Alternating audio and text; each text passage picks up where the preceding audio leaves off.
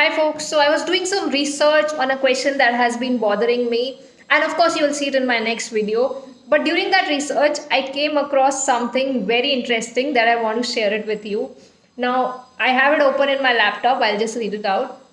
Italy's El Folio, I hope I'm pronouncing the name right. Italy's El Folio prints AI edition of newspaper, and this is the first newspaper edition that has been produced entirely by artificial intelligence.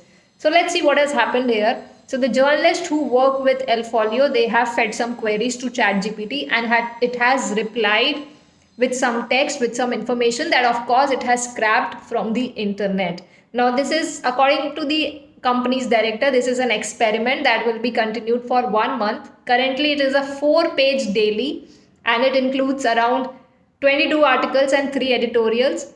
It has an analysis of Prime Minister Giorgia Meloni's speeches. It has editorial on a phone conversation between Donald Trump and Putin, and certain other local Italy news.